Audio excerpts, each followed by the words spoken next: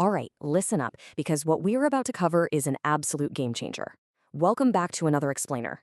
Today, we are diving deep, and I mean deep, into a highly analytical masterclass on the preparation of ledger accounts for the Cambridge Accounting 9706 syllabus. Look, if you're preparing for this exam, I'm assuming you already know the basics. You know your debits from your credits, that's just the prerequisite. But today we are adopting the lens of a senior examiner. We are unpacking exactly how they think, the hidden traps they set, and exactly how you can strategically unlock those top-tier marking bands. We're going beyond the textbook right now to look at the anatomy of the hardest questions. Now, you might be wondering, why are we dedicating an entire exhaustive explainer solely to this one topic? Why obsess over the ledger? Here's the high-stakes reality. This single topic accounts for a massive 15% of the total marks in Paper 2. Let that sink in. 15%. That is not just a passing grade. That is a grade-defining chunk of the examination.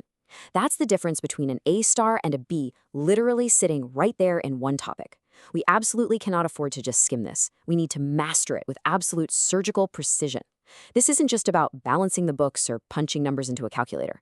It is about showcasing a very specific, rigorous analytical mindset that examiners are desperately looking for. So here is our structural blueprint for today's session. First, the examiner's perspective. Second, core accounting principles. Third, the technical methodology. And finally, evaluation and common pitfalls. Let's jump right into Section 1, the examiner's perspective. Peering inside Paper 2. Okay, imagine a high-tariff, 15-mark question drops on your desk. When a Cambridge examiner sits down with your paper, they aren't just hunting for a correct final number at the bottom of a sales ledger control account. No, they are applying what we call the method mark strategy. This is absolutely crucial to understand. Many students find multi-stage analysis incredibly difficult, and they just freeze up when a final calculation doesn't balance. But here is the secret. Marks are actually awarded for demonstrating the correct conceptual process. If you follow the systematic steps and show clear workings, you secure those valuable method marks, even if a minor arithmetic error throws off your final answer. The process is literally just as important as the outcome. But to get those marks, you need to understand command word anatomy. You have to deeply contrast what the examiner is asking. If the prompt says analyze, they want you to break down the ledger entries and show the mechanics. But if the command word is evaluate, that is a whole different ballgame. Evaluate means you need to judge the effectiveness of the accounting system itself. Similarly, if they say explain, you give the why. But if they say to what extent, you must provide a balanced argument showing both sides before coming to a conclusion. You have to highlight that command word immediately, understand the content knowledge required, and see the hidden constraints of the prompt. Moving on to Section 2, Core Accounting Principles, Building the Conceptual Framework. Look, rote memorization of textbook formats isn't going to save you here. Top-performing candidates build a connected theoretical architecture. The syllabus specifically states that candidates must exhibit a, and I quote, connected conceptual understanding transferable to unfamiliar contexts. Let me paint a picture for you. In my study groups, I have two types of top-tier scholars. Let's call them Alex and Sam. Now, Alex is highly technical. Alex is a machine when it comes to formulas and facts, but struggles with open-ended evaluation. Sam, on the other hand, is a super creative thinker, amazing at building arguments, but struggles with structural precision and timing. When an unfamiliar context hits, say examiners intentionally throw a complex manufacturing firm at them instead of the standard retail business, they both panic differently. Alex wants to forcefully apply a standard factual layout, arguing we just need to plug the numbers into the standard T-account format. But Sam pushes back, saying, no, Alex, the context changed. We need a broader conceptual perspective to explain why the manufacturing overheads are behaving this way. And honestly, they are both half right.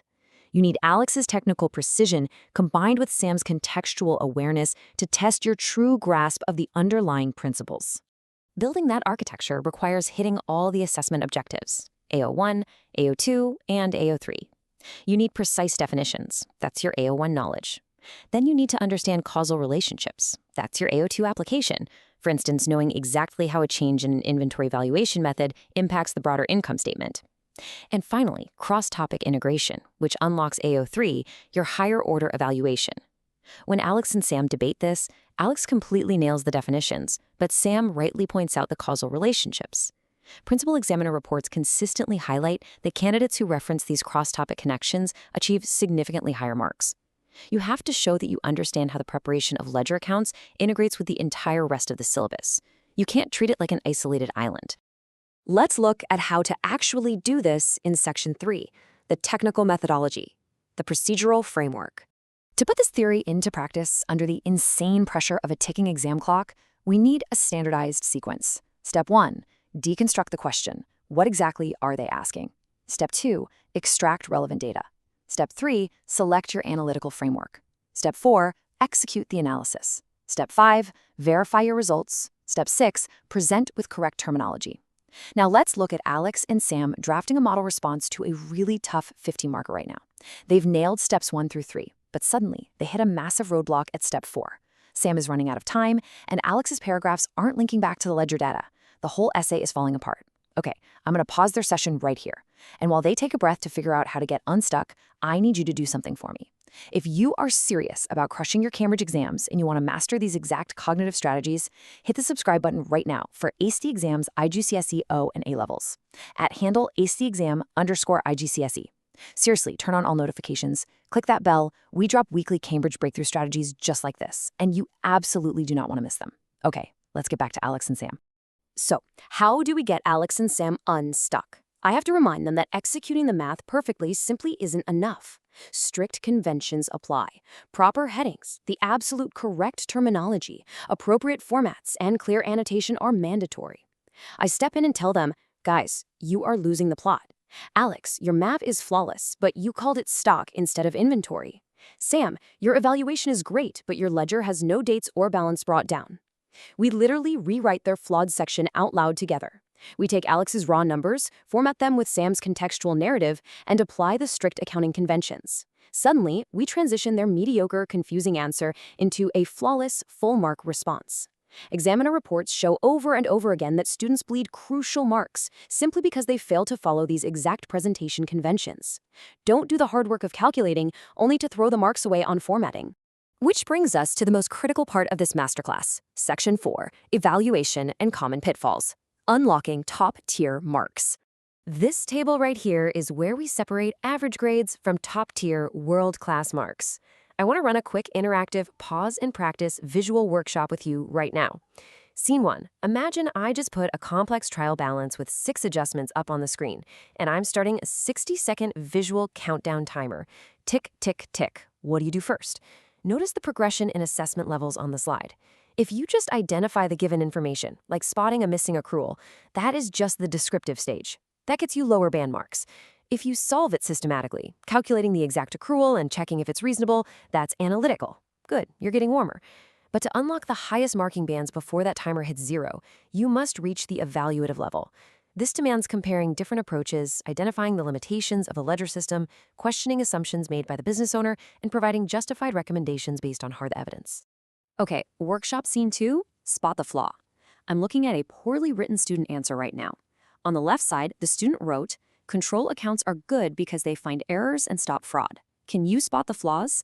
There are 3 massive errors there.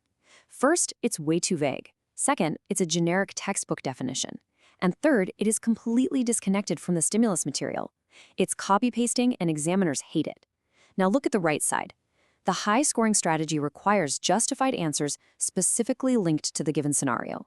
The correct path is writing, in the context of this specific manufacturing firm, implementing a sales ledger control account will specifically mitigate the recurring transposition errors identified in month 2, thereby improving the reliability of the final financial statements. See the difference?